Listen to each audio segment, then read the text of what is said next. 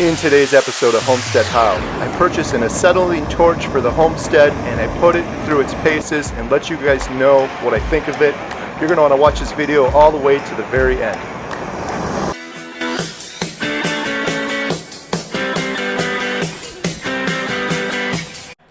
Don't try anything you see in this video at home. I'm a complete idiot. I don't know what I'm doing. I've never used a torch before. Don't try any of this at home. And be sure to watch this video to the very end. As we do in every episode of Homestead How, we'll show you some of our favorite photographs from our homestead this week at the end of this episode.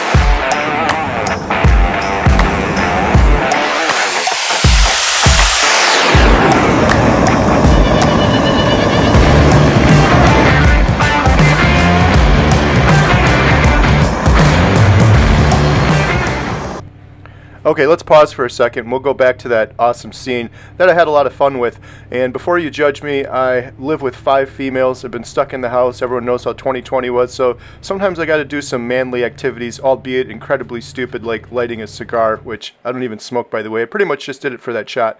But let's take a step back and talk about this Harbor Freight torch I purchased. They sell these acetylene torch kits at many places. I've seen them at Tractor Supply, Home Depot.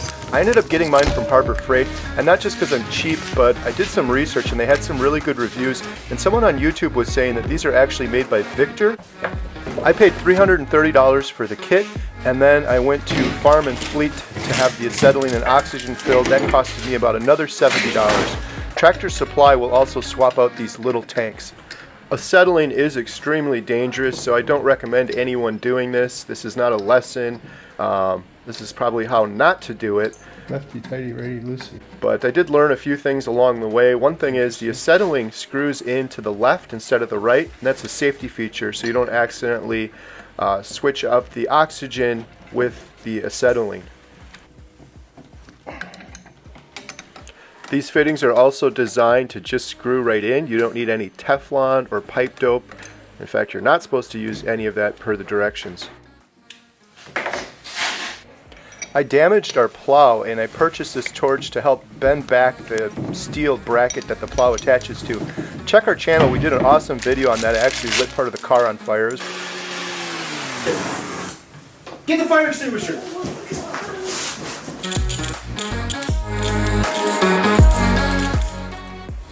So overall, this thing seems to be pretty well built. I'm really happy with how sturdy everything seems. So I used this the first time on our truck to heat up some metal and bend it. Again, watch that other video if you want. Here's a quick clip from that, and it worked really well to heat this piece of metal up and then bend it into place.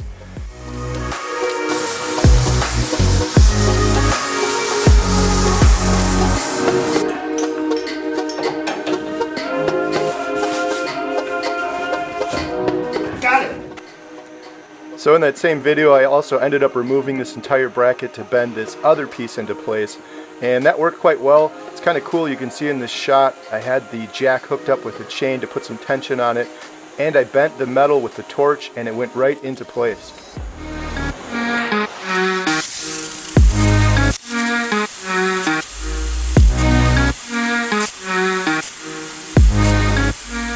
Here's a quick replay. It's pretty cool. You can see this thing bend right into place perfectly from the tension from the jack. Well, almost perfectly. It needs 1 or 2 more whacks with the hammer and then it'll be perfect. So I justified purchasing this torch, spending $400 or so I wouldn't have to take this part in and get it fixed. Luckily, I was able to fix it myself and bend the metal with the torch, so I was excited about that. And then later on, I also used the torch to do some cutting and cigar lighting.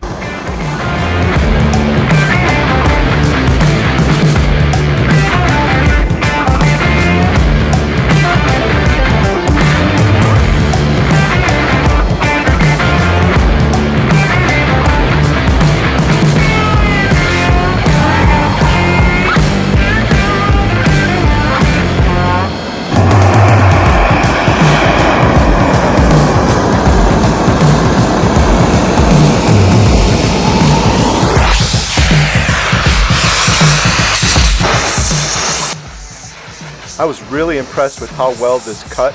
In short order, I was able to cut through this 1-inch height.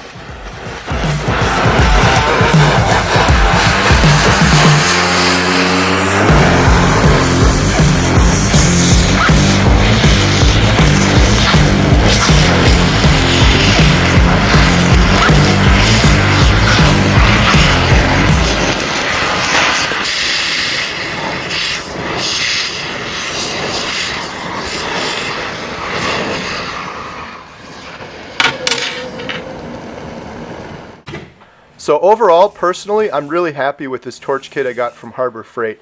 I'm happy I was able to fix our plow by heating up the metal.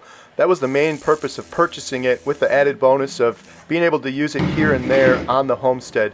We live in Wisconsin, so our vehicles are constantly getting rusty, and oftentimes you'll have to pull a bolt out and heat it up. I'll be able to use this torch for those little types of small projects.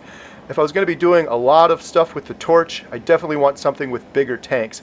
That was one of the only things that really worried me with this. A lot of the safety instructions online say you're not supposed to go through more than 1/7 of a tank of acetylene at a time. And being that this is such a small tank, it's almost impossible not to go through that much.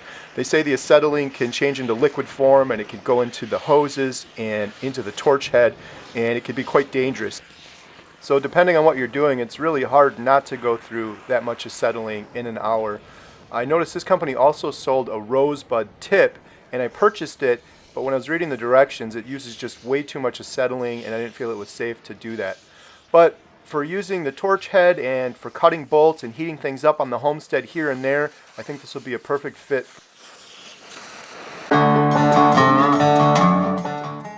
As always on Homestead How, we end each video with some of our favorite photos of the week. The girls, Jen and I, did a lot of hiking this week, and we got some pretty cool shots near the Wisconsin Dells area. We also have a few other shots from around the homestead and some of the videos we've been working on. Enjoy.